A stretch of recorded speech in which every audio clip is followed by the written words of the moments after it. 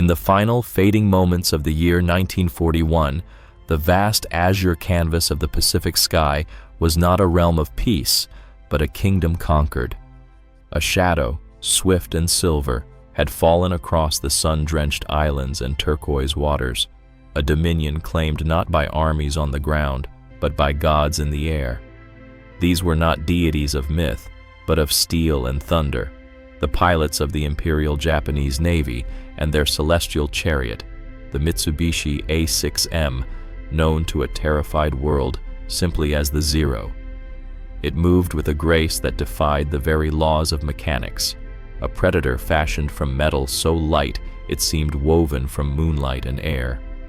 In its cockpit sat a new breed of warrior, the aerial samurai, whose faith in their machine was absolute, intertwined with a fervent belief in their own spiritual and martial supremacy. For them, the Zero was more than an aircraft. It was a sacred blade, an extension of their will, slicing through enemy formations with an elegance that was as beautiful as it was lethal. From Pearl Harbor to the Philippines, from Singapore to the Dutch East Indies, the story was the same. The Zero would appear like a phantom on the horizon, dance a deadly ballet among the clouds, and leave behind a trail of fire and ruin, its engine a haunting whisper fading into the endless blue. Against this specter of perfection, the Allies could offer only a grim, terrestrial beast, the Curtiss P-40 Warhawk. Grounded, it possessed a brutish, muscular charm, a shark's mouth painted on its nose snarling a promise of defiance. But in the air, where grace was currency, the P-40 was a pauper. It was a machine born of a different philosophy, a relic of a slower, more deliberate era of warfare. Heavy, rugged, and built to absorb punishment rather than avoid it, it climbed like a burdened mule and turned like a barge in a narrow canal. To the pilots tasked with flying it against the ethereal Zero, the P-40 felt less like a Warhawk and more like a steel coffin, a pre-packaged grave waiting for a final, fiery seal. Thus, the stage was set. In one corner, a fighter that had torn the rulebook of aerial combat to shreds, piloted by men who believed themselves invincible. In the other, a lumbering, outdated machine flown by pilots whose courage was being systematically eroded by catastrophic losses. The heavens over Asia had become a vast, unforgiving amphitheater, and every dawn brought a fresh performance of a tragedy. No one, least of all the proud samurai in their Zeros, could imagine that this brutal imbalance of power was about to be challenged not by a new machine, but by a new idea, a heresy whispered in the command tents of a forgotten front, a strategy that would force the gods of the sky to bleed. Under the glaring spotlight of history, a stage illuminated by the fires of impending war, the story of one aircraft emerges not merely as a tale of metal and mechanics, but as an epic of national ambition, whispered secrets, and a devastatingly beautiful myth. The Mitsubishi A6M, known to a terrified world as the Zero, was more than a fighter plane. In the early 1940s, it was the embodiment of a nation's soul, a blade of tempered steel forged in the heart of the rising sun, destined to carve its name into the stormy skies of the Pacific. Its genesis lies in the hushed, smoke-filled war rooms and gleaming design bureaus of 1937. The Empire of Japan, a nation locked in a frantic race against the industrial might of the West, issued a demand that bordered on the impossible. They sought a new carrier-based fighter, a machine that could outclimb, outrun, and, most critically, outmaneuver any potential adversary.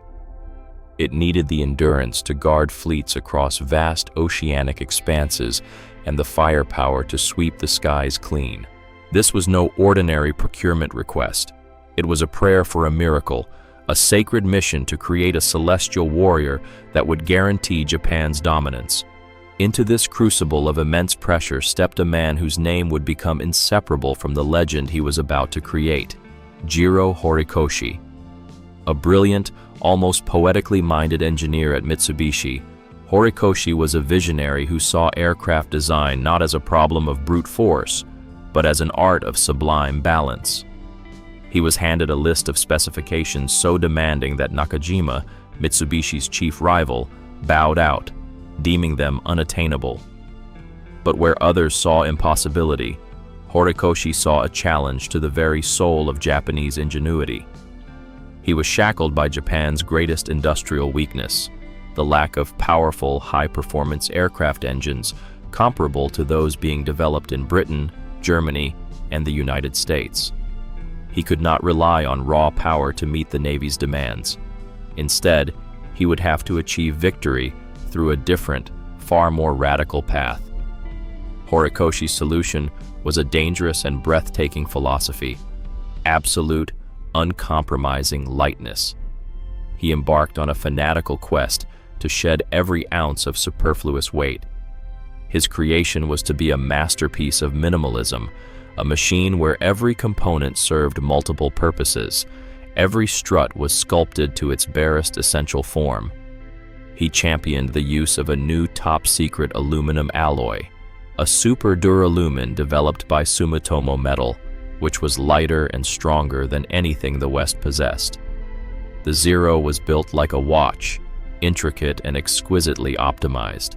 The result was an aircraft so light it seemed to float on the very air it was meant to conquer, a ghost of a machine weighing thousands of pounds less than its contemporaries.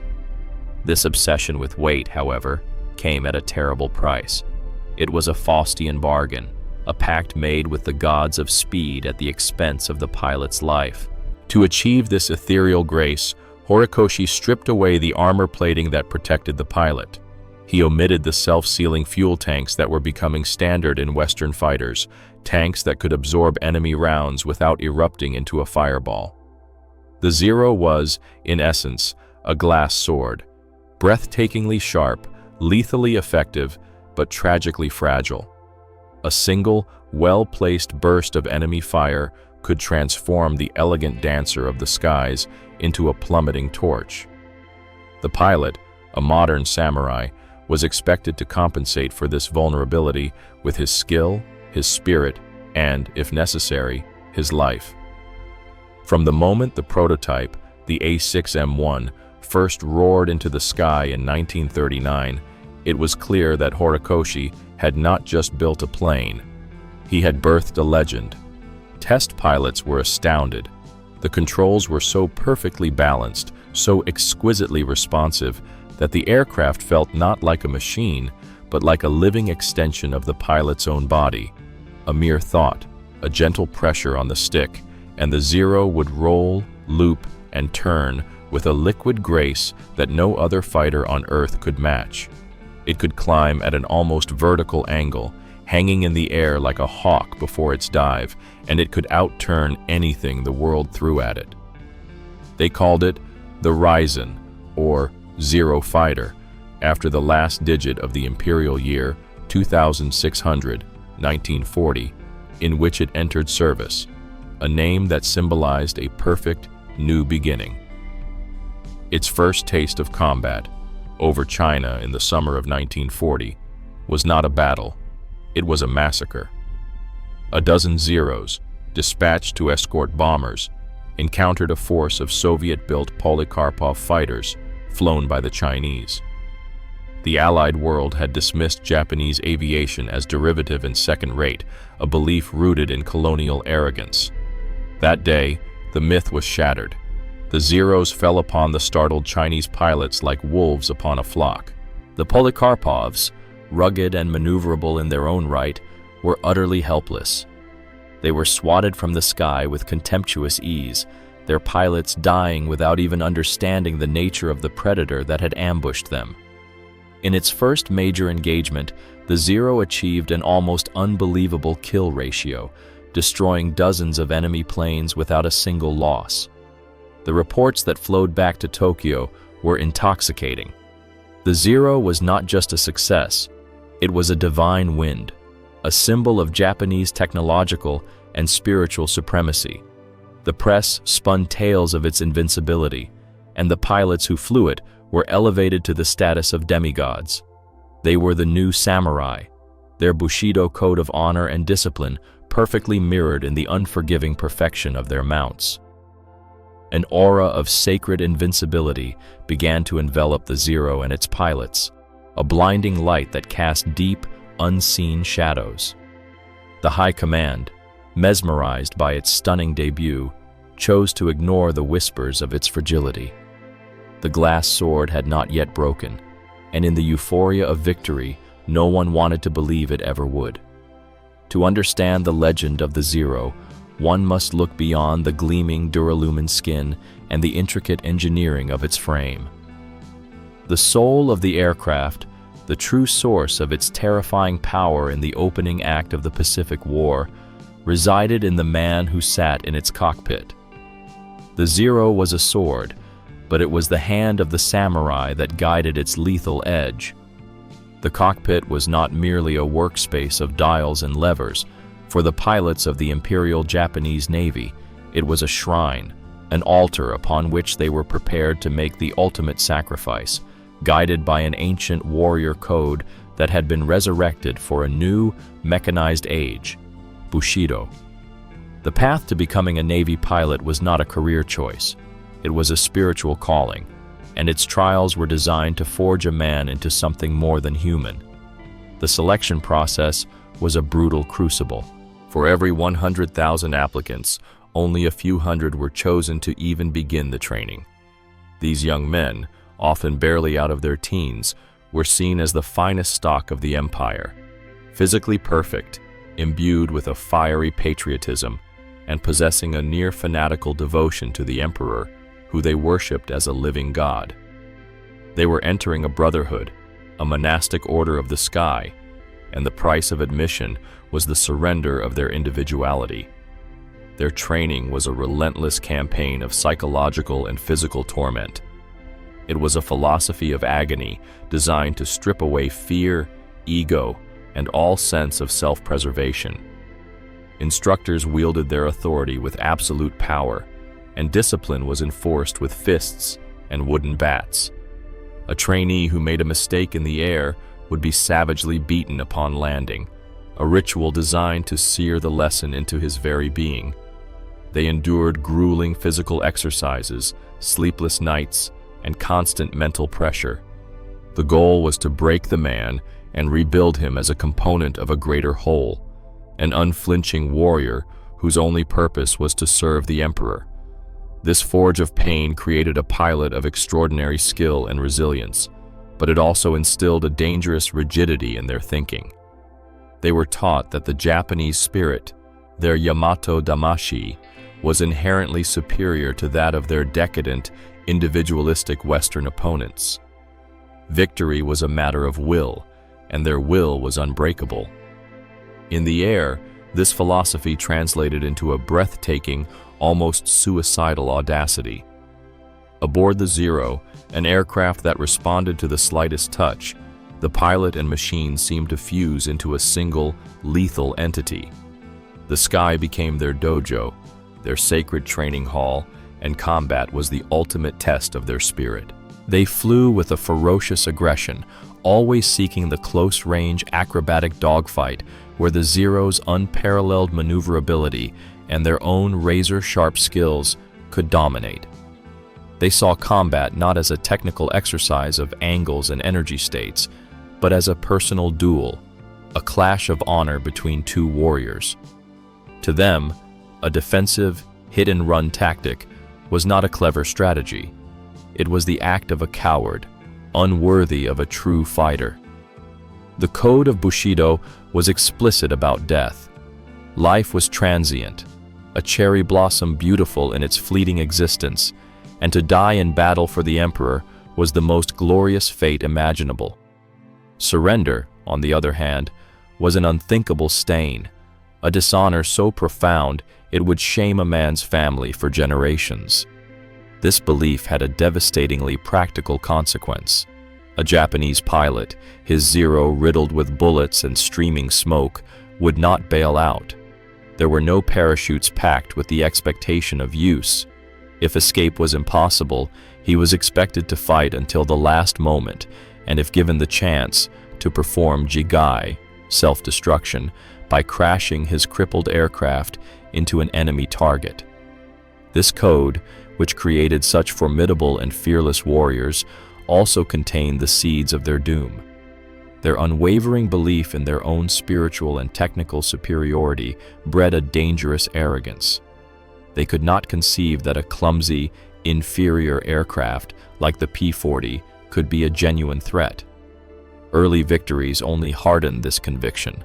Furthermore, their refusal to surrender meant that every pilot shot down was a permanent loss. Unlike the Allies, who would pluck downed pilots from the sea to fight another day, Japan was sacrificing its most precious resource, its small, irreplaceable cadre of exquisitely trained aces. They were pouring their national treasure into the sea, one dead hero at a time. The system that forged the perfect warrior also ensured he was utterly disposable. And so, in the dawn of 1942, the celestial samurai reigned supreme. They were a magnificent and terrifying spectacle, warriors from another time soaring in the machines of the future. Their honor was immaculate, their skill was undeniable, and their hearts knew no fear. They were the masters of the sky, perfect and seemingly invincible. But their honor was as fragile as the unarmored skin of their beautiful, deadly aircraft, and they were about to face an enemy who did not play by their rules. If the Mitsubishi Zero was a poem written in the sky, then its American adversary, the Curtiss P-40 Warhawk, was a chunk of stubborn, utilitarian prose. It was not born of a quest for ethereal perfection, but hammered together in the pragmatic, assembly-line furnaces of a nation that was still slumbering through the dawn of a new kind of war. Where the Zero was a scalpel, the P-40 was a cudgel. Where the Zero danced, the P-40 lunged.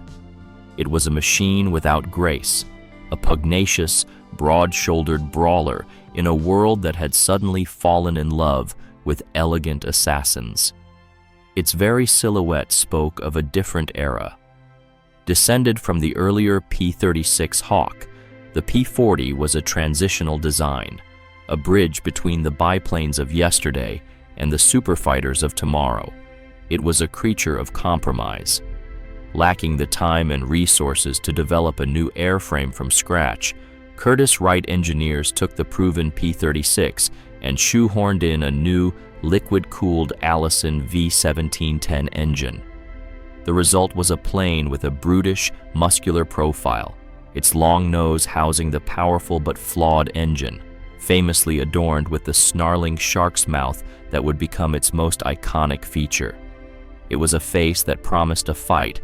Even if it was a fight, the plane was ill-equipped to win. In the unforgiving mathematics of aerial combat, the P-40 was found wanting in almost every category that mattered in a classic dogfight.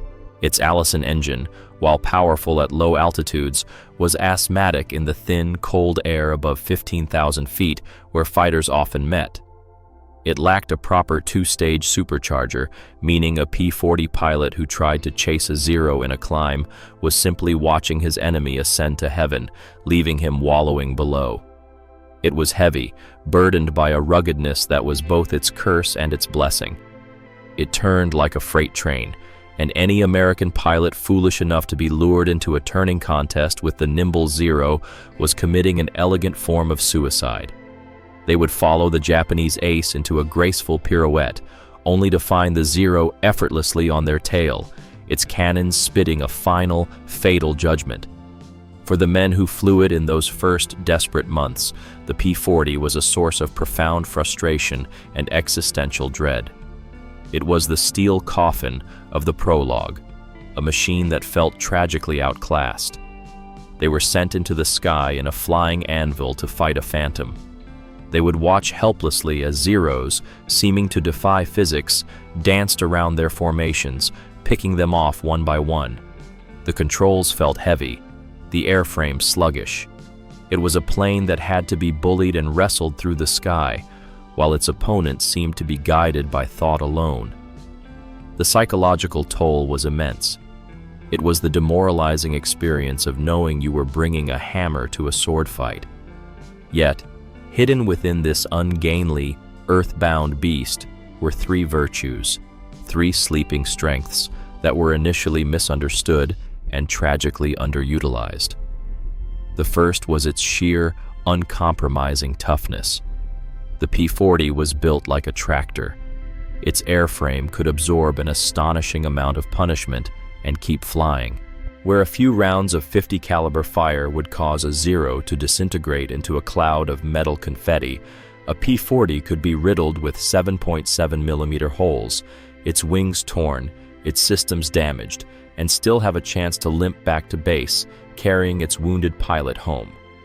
It was a plane that could endure. The second virtue was its punch. While the early Zeros carried a mix of light machine guns and slow-firing cannons, the P-40 was armed with a battery of 6.50 caliber Browning machine guns, a torrent of heavy metal that, if it found its mark, could tear a Zero apart in less than a second.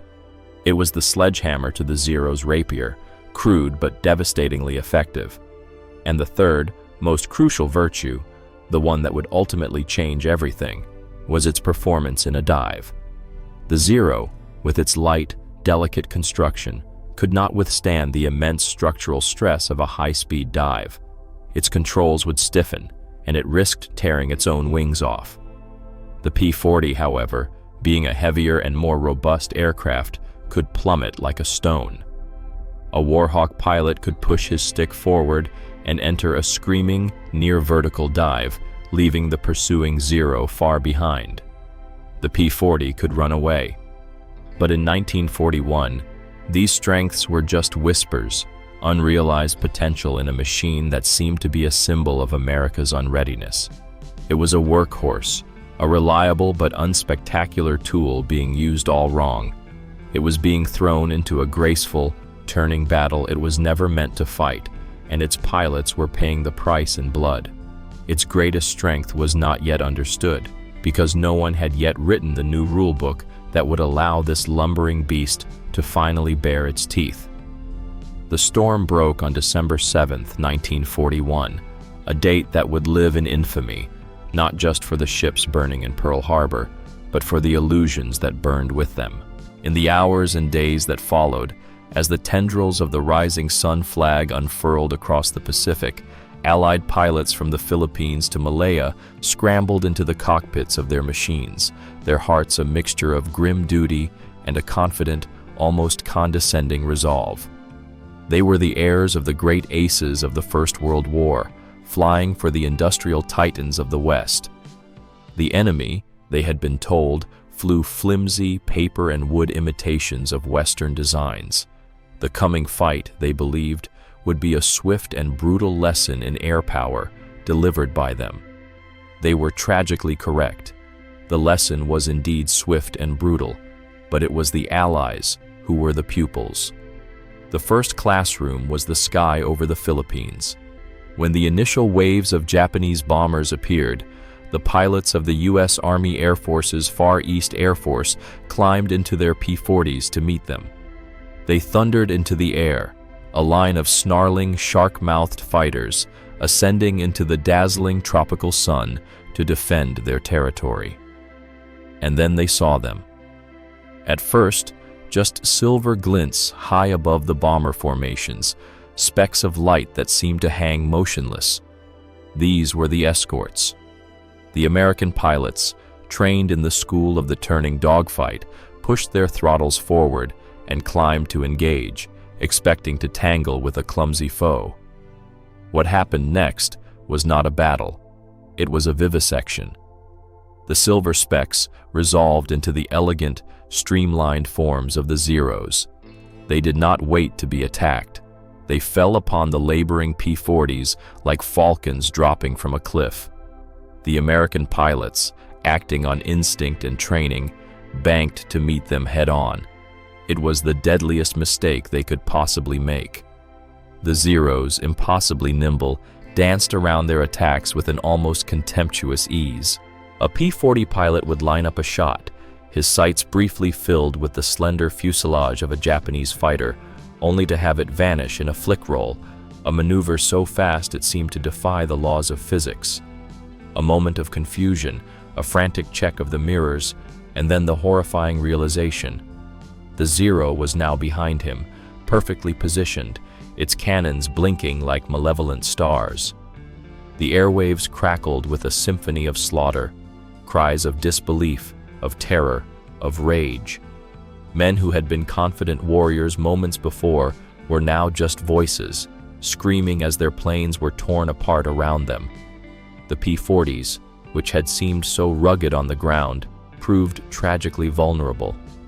The Zero's 20mm cannons, when they struck, did not just punch holes, they detonated, blowing wings off and turning cockpits into infernos. The sky over Clark Field became a graveyard, marked by the funeral pyres of falling American aircraft. The few survivors who managed to limp back to base were hollow-eyed, trembling men. They spoke of ghosts, of planes that could turn on a dime and give you 9-cents change. Their reports were so fantastic, so full of the enemy's seemingly supernatural abilities, that some senior officers initially dismissed them as the hysterical exaggerations of routed men. The lesson was repeated with sickening consistency across the entire theater. In the skies over Malaya and Singapore, the pilots of the Royal Air Force and the Royal Australian Air Force, flying the Tubby and catastrophically outclassed Brewster Buffalo, were served an even more brutal education. They were, quite simply, annihilated. The Zero established an air of complete and total supremacy. It was faster. It could outclimb and outturn anything the Allies had. It dictated the terms of every single engagement. The old rulebook, the one that celebrated the chivalrous close-quarters dogfight, was now a suicide manual. This bloody education taught the Allies two terrible truths. First, they had catastrophically underestimated their enemy. The Japanese were not mere copyists. They were innovators who had created a weapon perfectly suited to their strategy, flown by pilots of exceptional skill and fanatical bravery. The second truth was that their own equipment and tactics were obsolete. They were sending their young men to die in machines and with strategies designed for a war that no longer existed. Morale plummeted. A fatalistic dread, a form of zerophobia, began to infect the Allied air crews. The Zero was no longer just an aircraft. It was a myth, a monster, an invincible specter that haunted their dreams and ruled their skies. It seemed that nothing could stand against it. In the darkest hours of the Pacific Storm, when the myth of the Zero seemed an unassailable truth written in fire across the sky, a flicker of light appeared in a forgotten corner of the world. The hope was not a new superweapon rolling off an American assembly line. It was a man, a stubborn, contentious, 61-year-old retired captain, cast out of his own Air Force, a military heretic whose radical ideas had been dismissed as the ravings of a crank. His name was Claire Lee Chennault, and he was about to prove that the mind of a single man could be more powerful than a fleet of superior machines. Chennault was a Cassandra of the clouds. For years, as an instructor at the Air Corps Tactical School, he had railed against the prevailing American doctrine that lionized the high-altitude strategic bomber and treated fighter aircraft as little more than defensive afterthoughts. He was a pursuit man, a fierce advocate for the art and science of fighter combat. He developed elaborate theories on air-to-air tactics, emphasizing teamwork and the exploitation of an enemy's specific weaknesses. His superiors, deaf to his warnings and annoyed by his abrasive, uncompromising nature, saw him as a relic. In 1937, his hearing failing and his career at a dead end, he was forced into retirement. But while the U.S. Army Air Corps put him out to pasture, another war was raging, one that would become Chennault's personal laboratory. He accepted a contract to advise the fledgling Chinese Air Force of Generalissimo Chiang Kai-shek. For 4 years, from primitive airfields across the vast, war-torn landscape of China, Chennault had a front-row seat to the Japanese aerial onslaught. He did not just fight, he watched. He meticulously studied the Japanese pilots, their tactics, and, most importantly, their magnificent Zeros. He saw their strengths with a clear, unsentimental eye, their phenomenal rate of climb, their tight turning circle, their skilled and aggressive pilots. But where others saw only invincibility, Chennault's sharp, analytical gaze found the cracks in the idol. He saw the fragility, the lack of armor, the poor performance at high Gs, and the critical vulnerability in a dive. He was compiling a mental dossier, a blueprint for the Zero's destruction. In 1941, with China on the verge of collapse and its air force all but wiped from the sky, Chennault was given a desperate, audacious opportunity. With the clandestine approval of President Franklin D. Roosevelt, he was authorized to recruit a covert force of American military pilots to fight for China. He returned to America and, with the lure of $600 a month and a $500 bounty for every Japanese plane shot down, he skimmed the cream of the U.S. Army, Navy, and Marine Corps. He assembled a band of airborne soldiers of fortune, a motley collection of mavericks, daredevils, and malcontents, men bored with peacetime routine and hungry for action and money. This was the American Volunteer Group, or AVG. They were given the only aircraft available in any numbers, the much-maligned Curtiss P-40B, the export version known as the Tomahawk. It was the same blunt instrument that was failing so spectacularly elsewhere. The pilots, many of whom were used to the nimble carrier fighters of the U.S. Navy, were initially dismayed. But Chennault knew the plane. He had studied its faults, but more importantly, he understood its hidden virtues, its speed in a dive, its rugged construction, and its formidable battery of 50 caliber guns. He did not have the best plane, but he had the right man to teach his pilots how to use it. Arriving in the sweltering heat of Burma in the late summer of 1941, the AVG set up shop at primitive, dusty airfields. It was here that the legend took on its visual identity. Inspired by a photograph of an RAF P-40 squadron in North Africa, the men of the AVG began painting their fighters. They transformed the long, aggressive nose of the Warhawk into the gaping, teeth-filled maw of a shark. The effect was electrifying. The brutish, unloved machine was reborn. It was no longer just a P-40, it was a predator. The Chinese, seeing the fierce visage, dubbed them Fei Hu, flying tigers. The name stuck, a promise of the violence to come.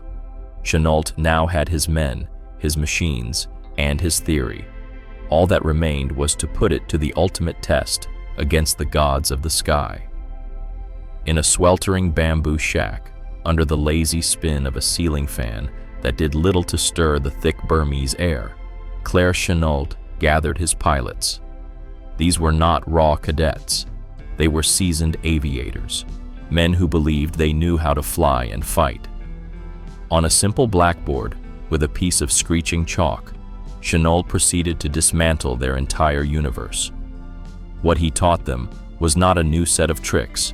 It was a new gospel, a heresy against the established church of aerial combat. He was writing the holy book for a new kind of war, asymmetrical warfare. His sermon began with a single, inviolable commandment, a rule so absolute it was to be seared into their souls. He looked each man in the eye, his voice a low, gravelly growl that cut through the humidity. "There is one thing I want you to remember above all else," he began. "You are never, ever to try and dogfight a Zero." A stunned silence fell over the room. To these men, products of a culture that glorified the individual ace and the chivalrous, turning duel, Chennault's order sounded like sacrilege. It sounded like cowardice. Dogfighting was what they did. It was the essence of being a fighter pilot. To forbid it was to forbid them from fighting at all. But Chennault was just beginning. He was not teaching them how to be duelists. He was teaching them how to be assassins. "The Zero is a magnificent dogfighter," he continued, his chalk sketching the lithe form of the Japanese plane next to the blocky outline of a P-40. "It can outturn you, and it can outclimb you. If you try to fight his fight, you will die, every single time. So we are not going to fight his fight. We are going to fight our fight." Then came the doctrine, a set of brutal, efficient celestial equations designed to turn the P-40's weaknesses into irrelevancies and its strengths into devastating weapons. First, altitude is life. Chennault, a pioneer of air raid warning systems, had established a network of Chinese observers who would spot incoming Japanese formations long before they reached their targets. This was the AVG's greatest advantage. It gave them time. While the Zeros were climbing, the Flying Tigers would already be high above them, up in the sun, coiled and waiting. The P-40 was a poor climber, so it would never win a race for altitude. It had to start there. Second, the boom and zoom. This was the heart of the doctrine, a symphony of controlled violence. A P-40 would dive on a Zero from above and behind, using its superior weight and robustness to build up tremendous speed, a velocity the fragile Zero could not match. The American pilot would get one pass. One. He would line up the target, unleash a furious, concentrated burst from his .650 caliber machine guns, and then keep going. Third, he would not, under any circumstances, pull up and turn to see if he had scored a kill. That was the siren song of the dogfight, the mistake that would get him killed. Instead, he would use the immense kinetic energy of his dive to escape, extending away at high speed, using that momentum to zoom, climb back up to a position of advantage. Hit and run, boom and zoom. It was a cold, mechanical process, the work of a predator, not a duelist. Chennault hammered the lesson home with a list of don'ts that were as important as the do's. Don't follow a Zero in a loop. Don't follow it in a turn. Don't get slow. If a Zero gets on your tail, do not try to outturn it. Dive. Dive away and live to fight another day. Your P-40 can take the punishment of the dive. His Zero cannot. He also taught them to hunt as a pack. He drilled them relentlessly in two plain elements, a leader and a wingman. The leader's job was to attack the target. The wingman's job was to protect the leader's tail, to scan the sky for predators. This was a radical departure from the individualistic, ace-focused mentality of the Japanese. The Flying Tigers would be a team of wolves, not a pride of lone lions. The pilots were skeptical. The tactics felt defensive, unheroic. It was a coward's manual. But Chennault was relentless. He drilled them day after day in the blistering heat, running mock combats, shouting, correcting, and punishing any pilot who reverted to his old, suicidal habits. Slowly, grudgingly, the lesson began to sink in. They were not knights in a tournament. They were exterminators. Their job was not to fight with honor, but to win. The blackboard theory was complete. The training was done. Now, the sky awaited, ready to deliver its verdict in fire and blood. The theory had been preached, the doctrine hammered home, but words are only wind. The sky demands proof, and its currency is blood.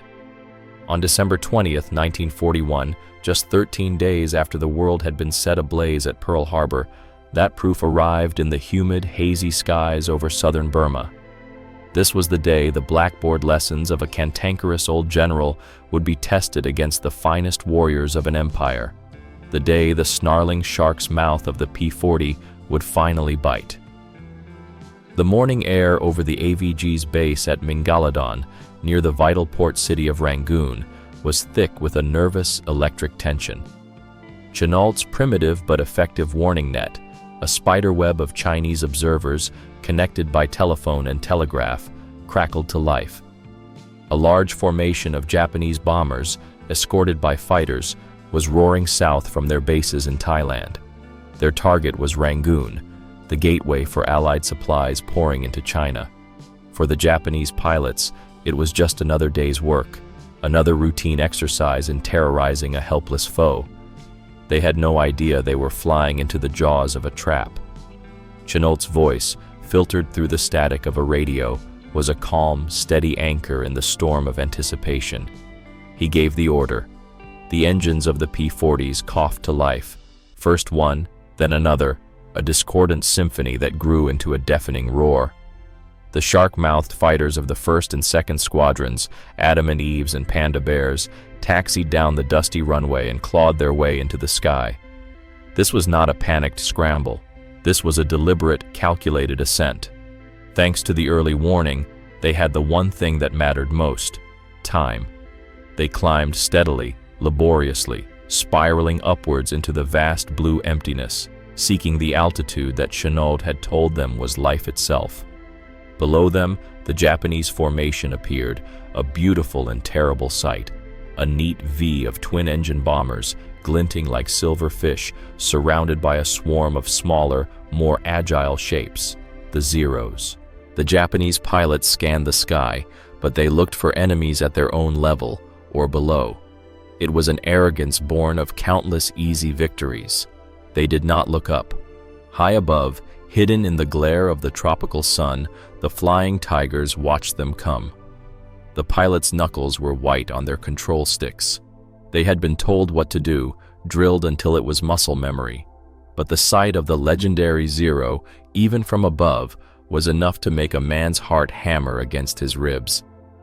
Then, the voice of squadron leader Arvid Olsen crackled over the radio, giving the order to attack. What happened next was not a dogfight. It was an ambush, a slaughter. The P-40s nosed over, transforming from slow, lumbering climbers into screaming, diving projectiles. Gravity became their greatest ally.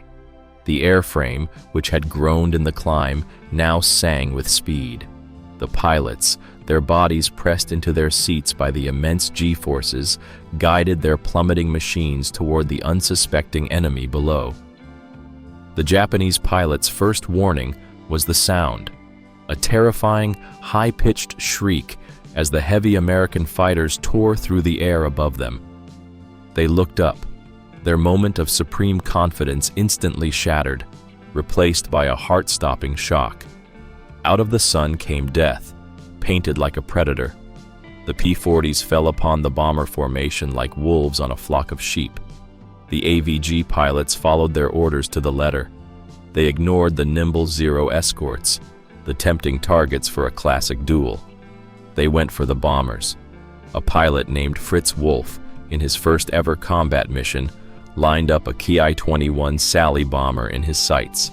He squeezed the trigger, and the 650 caliber guns on his P-40 erupted, a torrent of lead that stitched a line of glittering holes across the bomber's wing. The wing simply disintegrated. The bomber, mortally wounded, cartwheeled into a sickening, uncontrolled spin, a trail of black smoke marking its long fall to the jungle below. The Zero pilots, enraged and bewildered, broke formation to engage the attackers. They banked hard, preparing to bring their superior agility to bear, to teach these brutish Americans a lesson in aerial combat. But the Americans refused to play. As the Zeros turned to meet them, the P-40s were already gone. They had made their single devastating pass and were now extending away, using their superior diving speed to open up an unbridgeable gap. The Zero pilots, masters of the turn, found themselves chasing ghosts. The P-40s would dive, shoot, and run. They would convert their speed back into altitude, climbing back up into the sun to set up another attack. It was a cold, brutal, and stunningly effective tactic. The Japanese were completely baffled. They were fighting an enemy who refused to fight fair, an enemy who broke all the rules of honorable, warrior-to-warrior combat. That day, the myth of the Zero cracked. The Flying Tigers claimed to have shot down 6 bombers and 4 fighters, with the loss of only a few of their own planes, most of which crash-landed with their pilots surviving. The numbers were likely exaggerated in the heat of battle, but the result was undeniable. A handful of men in obsolete aircraft had met the elite of the Japanese Air Forces and had dealt them a stunning, humiliating defeat. When the surviving Japanese pilots returned to base, their reports were filled with a new and unsettling tone: disbelief.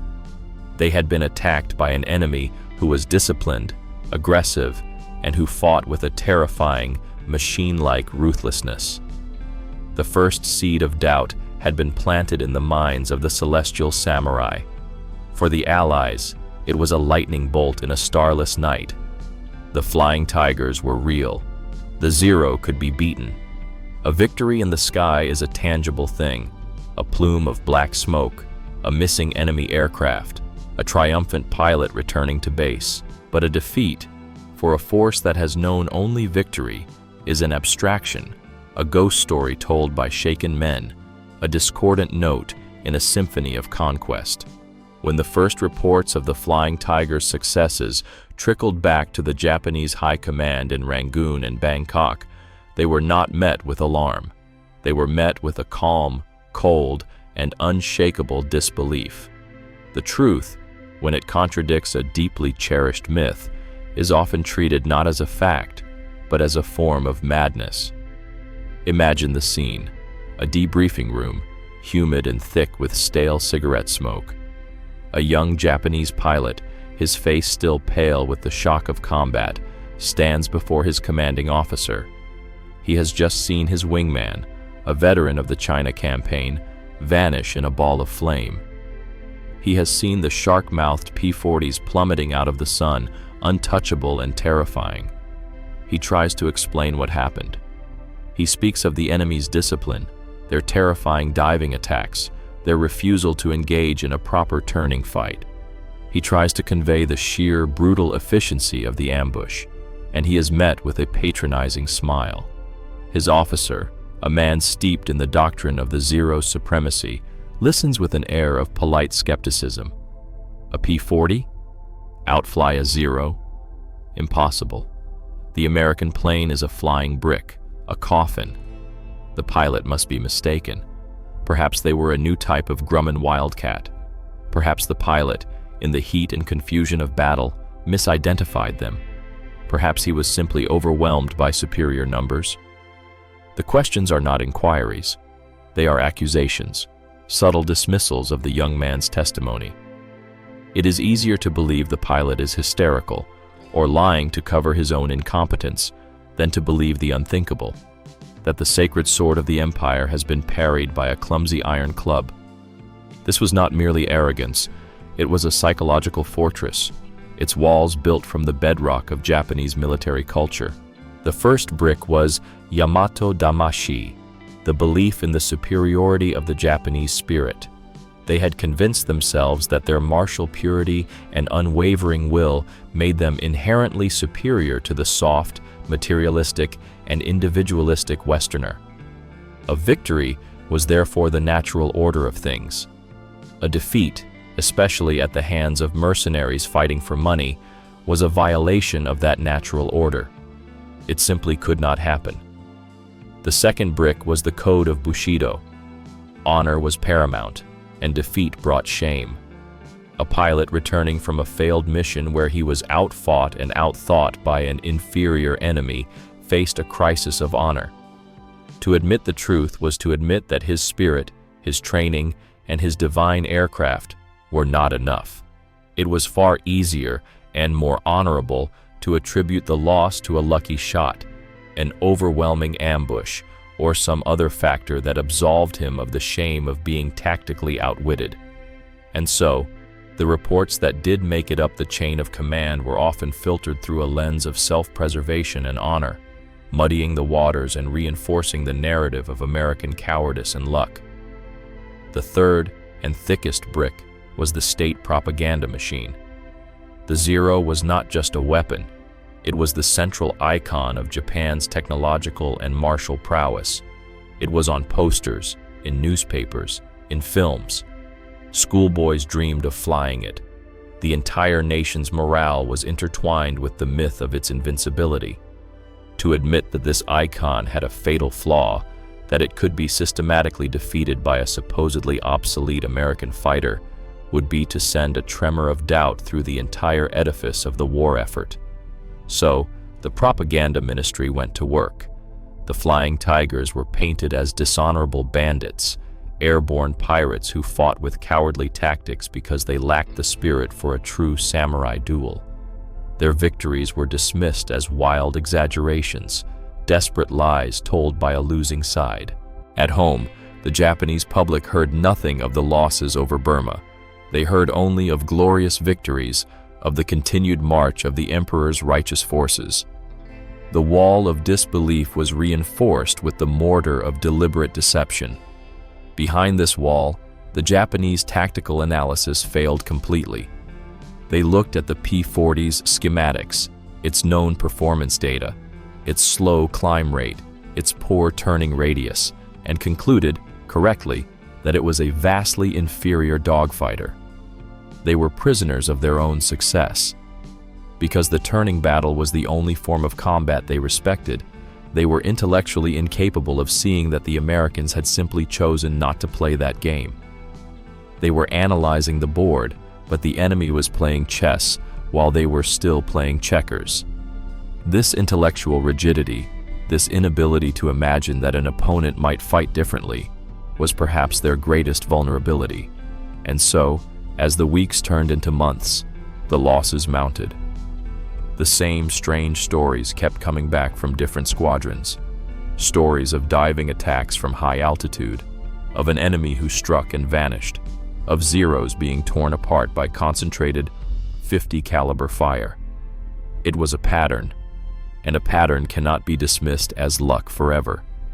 The wall of disbelief still stood, proud and imposing, but deep in its foundations, hairline cracks were beginning to appear, and through them, the cold, hard truth was beginning to seep in.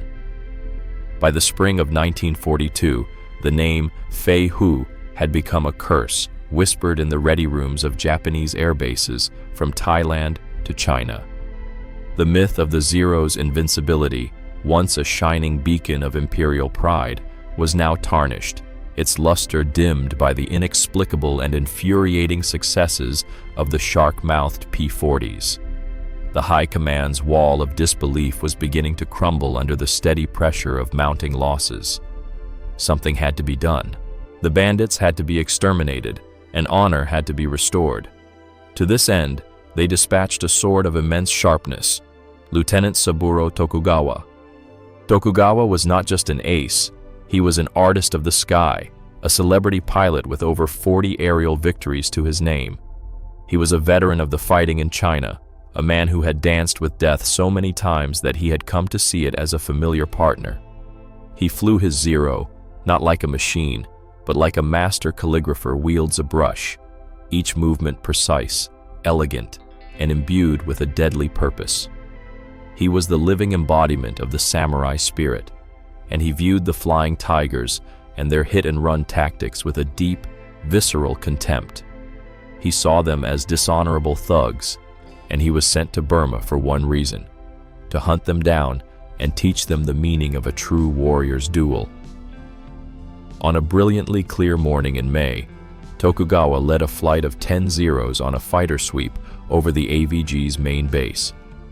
This was not a bombing escort. This was a challenge, a gauntlet thrown down into the sky. He was not hunting for bombers or supply trucks. He was hunting for sharks. The call went out across the AVG's warning net.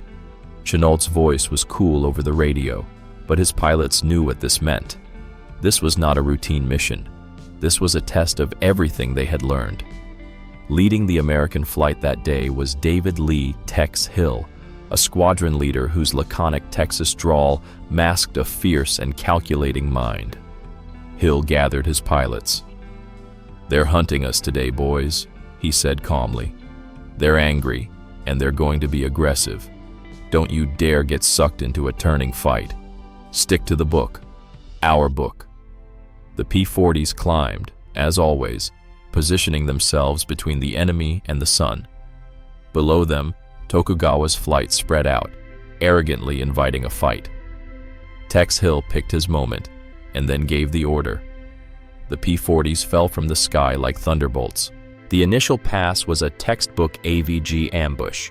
Two Zeros, caught completely by surprise, exploded under the concentrated fire of the 50 caliber guns before their pilots even knew they were under attack.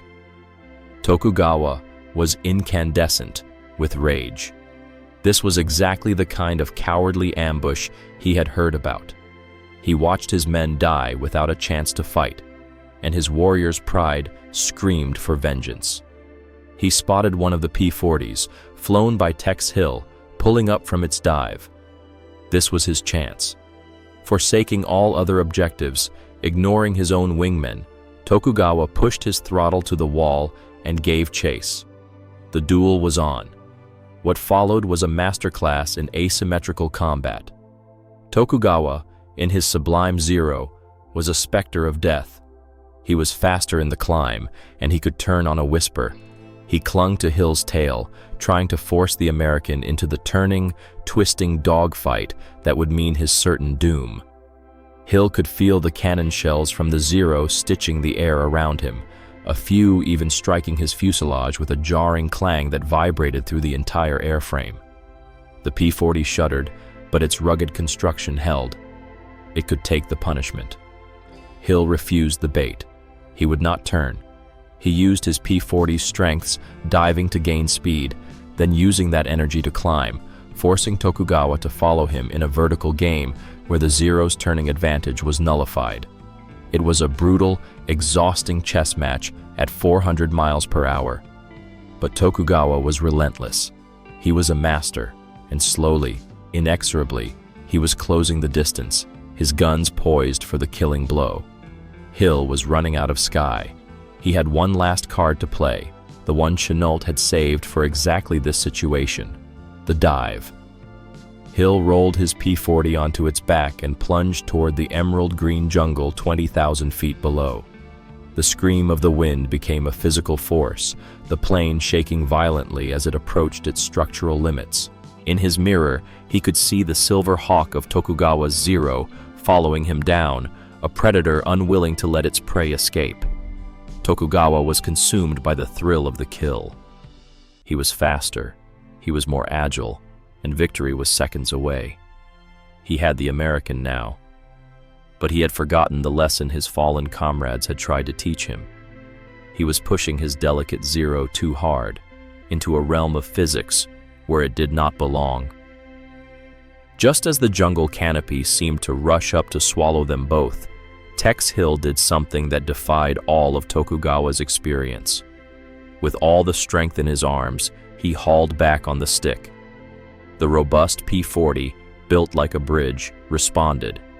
It groaned, it protested, but it pulled out of the dive. Tokugawa, in his lighter, more fragile Zero, tried to follow, but at that speed, his controls were frozen, unresponsive. He was a passenger in a silver coffin. He shot past Hill's P-40, his Zero helplessly sailing ahead. For one fatal second, the great ace Saburo Tokugawa, the celestial falcon, presented his flank to the American. Time seemed to slow. Hill rolled his Warhawk, lining up the shot he had been patiently waiting for. There was no anger, no passion. It was just cold, hard geometry. He squeezed the trigger. The 650 caliber guns opened up, a torrent of armor-piercing and incendiary rounds that converged on the Zero's cockpit. There was no elegant explosion. The Zero simply came apart, as if disintegrated by an invisible hand. The canopy vaporized, the engine tore from its mounts, and the fuselage shredded into 1,000 pieces of glittering shrapnel. Tex Hill circled once, his engine coughing, his airframe battered. Below him, there was no parachute, only a thin trail of smoke marking the spot where a legend had been erased from the sky. The hunt was over. The ace was dead, and the myth had been dealt a mortal blow. The death of a man is a small, quiet thing, a final exhalation, a stilling of the heart. But the death of a legend is a thunderclap that echoes across a continent. The disintegration of Saburo Tokugawa's Zero in the skies over Burma was more than the end of a single, brilliant life. It was the shattering of a sacred mirror, and in its 1,000 falling shards, the pilots of the Japanese Empire were forced to see a reflection they could no longer recognize: mortality. The news did not arrive through official channels, which were clogged with the silt of denial and bureaucratic shame. It traveled as a ghost, a whisper on the airwaves, a frantic, half-intelligible shout from a surviving wingman. It spread from squadron to squadron like a fever, a dark rumor that pilots refused to believe, yet could not entirely dismiss. Tokugawa-san, dead? Killed by a P-40? The three statements were a logical impossibility, a sentence that the Japanese military mind could not parse. It was like saying a mountain had been slain by a pebble. When confirmation finally came, it was met not with heroic rage or vows of vengeance, but with a profound and unsettling silence. In the mess halls and ready rooms, men who had flown with him, men who had worshipped him as the pinnacle of their craft, simply stared into their cups of cold tea. They had lost more than a leader. They had lost a certainty. Tokugawa was their proof that the Japanese spirit was indomitable, that a true samurai of the sky could not be vanquished by a clumsy foreign machine. If he could die, then the protection afforded by their spiritual superiority was a lie. If he could be outfought and outthought by a drawling Texan in a flying truck, then the entire edifice of their honor, their training, and their national destiny was built on sand. The psychological blow was devastating. For the first time, a seed of genuine fear was planted in the hearts of the Zero pilots. It was not the fear of death, that they had been trained to accept with a serene grace. It was a far more corrosive fear, the fear that their tactics were wrong, the fear that their beautiful, nimble aircraft was fatally flawed, the fear that their courage and sacrifice might not be enough. They now looked at the shark-mouthed P-40s not with contempt, but with a new and chilling respect. The clumsy brawler had learned how to kill a master swordsman, and they had no answer for it. The propaganda ministry in Tokyo was thrown into a panic.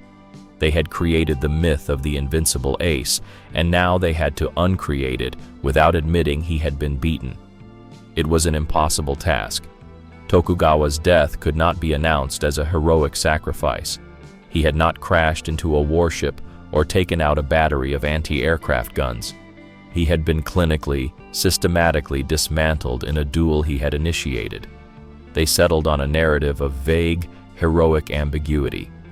Lieutenant Tokugawa was listed as missing in action, presumed to have died in combat after accounting for numerous enemy aircraft. The specific, humiliating details of his death were buried under layers of official obfuscation. The sky god was not allowed to fall. He was simply withdrawn into the heavens, his legend preserved in amber for the consumption of the masses. But the pilots on the front lines knew the truth, and it changed them. A subtle hesitation crept into their flying. A Zero pilot encountering a P-40 now had to ask himself a question that would never have occurred to him before. Does he know the trick? Has he been taught the new religion of the dive and the zoom?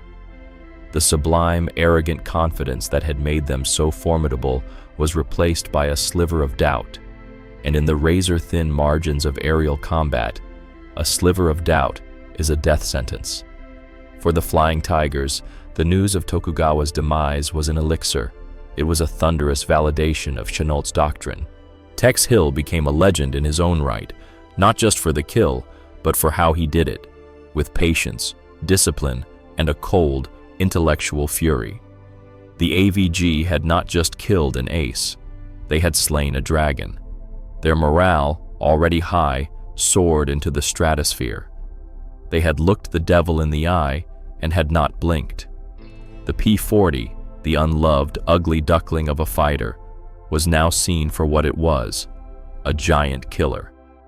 The pilots treated their rugged machines with a newfound affection, their snarling shark mouths now a badge of honor, a symbol of their defiance. The death of Saburo Tokugawa did not end the war, nor did it end the reign of the Zero overnight. The Japanese military machine was vast and resilient, but a fundamental shift had occurred.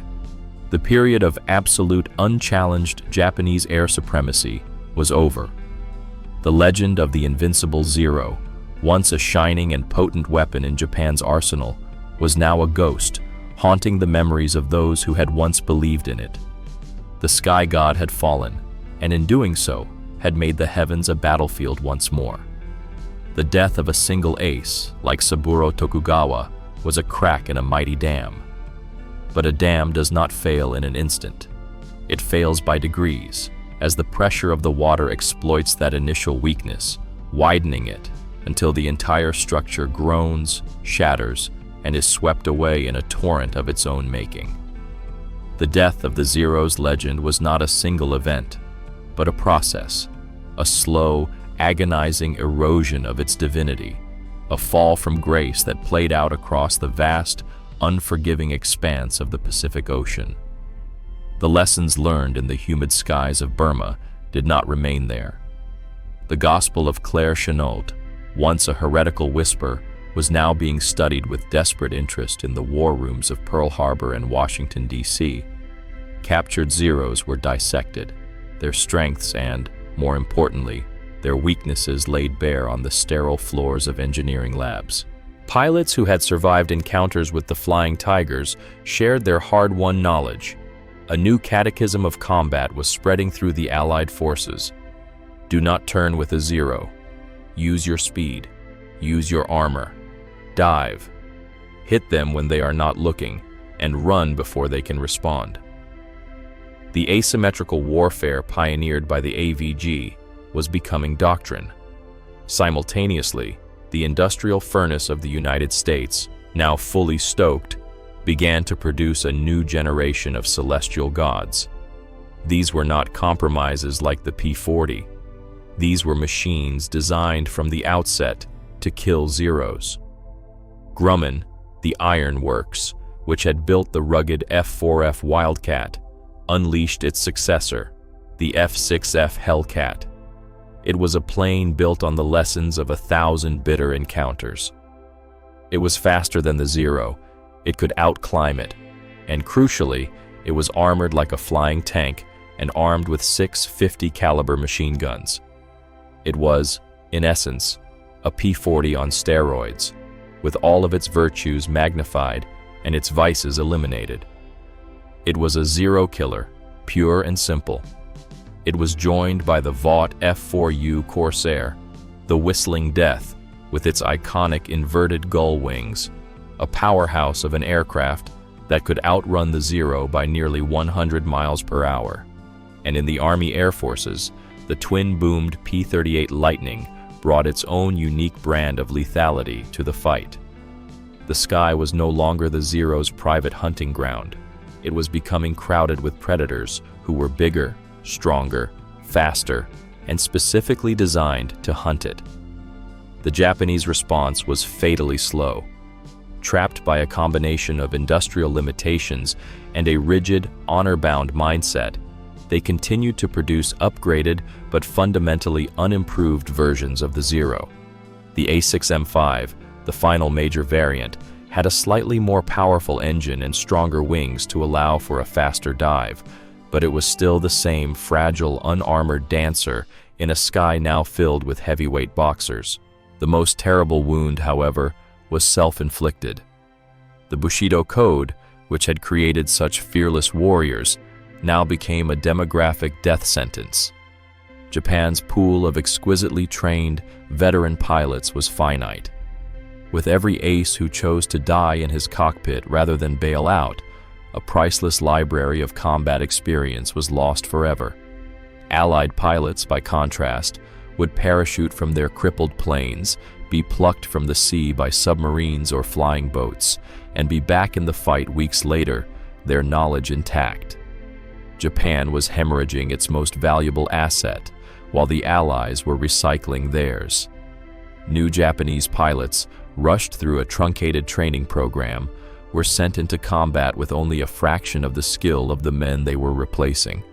They were lambs being sent to slaughter. The great turning point came in the summer of 1943. During the massive aerial battles over the Solomon Islands, the new American fighters and the new American tactics came together with devastating effect. The Zero pilots, clinging to their old ways, would engage the Hellcats and Corsairs in turning dogfights, only to find that their once unbeatable agility was no longer a trump card. The American planes would use their superior engine power to dictate the engagement, climbing above the Zeros, diving through their formations, and tearing them apart with overwhelming firepower. The results were catastrophic. In battles that would become known to the Americans as the Great Marianas Turkey Shoot, hundreds of Japanese aircraft were shot down for the loss of only a handful of American planes. The Sky God was not just falling, it was being systematically, brutally, and efficiently exterminated. The Zero, the terror of 1941, was now the target. It had become the hunted. By 1944, the legend was dead. The sleek, beautiful aircraft was now a symbol of a tragic, outdated philosophy. Its final, desperate act was its most terrible. Stripped of its ability to fight and win, it was repurposed. Its tanks filled with fuel, a 500-pound bomb strapped to its belly, it became the chariot of the kamikaze. The celestial god, once the master of the sky, was reduced to a guided missile, its pilot a human warhead. It was the ultimate expression of the Bushido Code, a final, horrifying testament to a legend that had chosen to die rather than accept its own obsolescence. The sky is a cruel and impartial historian. It keeps no records, builds no monuments, and offers no solace. Its only memory is the wind, which whispers the stories of the ghosts who once fought for its dominion. The story of the Zero and the P-40 is one such tale, a conflict that was never truly about the supremacy of one machine over another. It was a war of ideas, a clash of philosophies played out at 20,000 feet, and its lessons are eternal, written in the contrails of memory and the rust of forgotten airframes. At its heart, this is the timeless parable of how tactical genius can triumph over technological superiority. The Mitsubishi Zero was, and remains, a breathtaking work of art, a pinnacle of engineering that achieved a sublime and deadly harmony of lightness and agility. The Curtiss P-40 Warhawk was a blunt instrument, a machine of compromise, born of necessity and burdened by flaws. In a one-on-one duel fought by the established rules of honor and chivalry, the Zero should have won, every single time. And it did, until Claire Chennault decided to throw the rulebook into a bonfire. Chennault's genius was not in designing a better airplane, but in designing a better idea. He did not see the P-40 for what it couldn't do. He saw it for what it could do, and he built a tactical religion around those strengths. He taught his men to value survival over glory, teamwork over individual honor, and intellect over instinct. The Flying Tigers did not defeat the Zero by being better dogfighters. They defeated it by refusing to dogfight at all. They changed the question, and in doing so, they rendered the Zero's perfect answer obsolete. Conversely, the story of the Zero's fall is a tragic lesson in the dangers of hubris. The Japanese High Command, blinded by the Zero's initial, stunning successes and imprisoned by a rigid, honor-bound worldview, could not bring themselves to believe the evidence of their own senses. Their greatest failure was not one of engineering, but of imagination. They could not conceive of an enemy who would fight so differently, so dishonorably, and this intellectual inflexibility cost them their finest pilots and ultimately their command of the air. The very Bushido code that forged their pilots into fearless warriors also chained them to a doctrine of suicidal inflexibility. The human legacy of this conflict is as stark as the mechanical one. Chennault, the outcast, was vindicated, his theories becoming the foundation of modern American air combat doctrine. Jiro Horikoshi, the Zero's creator, lived to see his beautiful creation become a tool of desperation in the kamikaze attacks, a perversion of his engineering vision that haunted him for the rest of his life. The anonymous pilots of the AVG, the mercenaries and mavericks, went home as heroes, their legend a permanent, shining chapter in the annals of aerial warfare. And the aces of the Imperial Japanese Navy, men of extraordinary skill and courage, were consumed by their own myth, their ashes scattered across the vast, indifferent Pacific. Today, the Zero is remembered with a kind of tragic reverence, a symbol of fleeting, fragile beauty. The P-40 is remembered with a gruff affection, the stubborn, unglamorous workhorse that held the line when all seemed lost. Together, they tell a story that transcends their time. It is a story that reminds us that pride is a harbinger of defeat, that survival belongs to the adaptable, and that the ultimate weapon in any conflict is not made of steel or duralumin, but is forged in the crucible of the human mind. For in the end, wars are not won by the sharpest sword, but by the hand that guides it, a lesson written for all time, in skies once stained with blood. Thank you for watching to the end. If you liked it, please give it a like, subscribe, and don't forget to hit the bell so you don't miss new videos. There are more amazing stories to come. Take care of yourselves and your loved ones.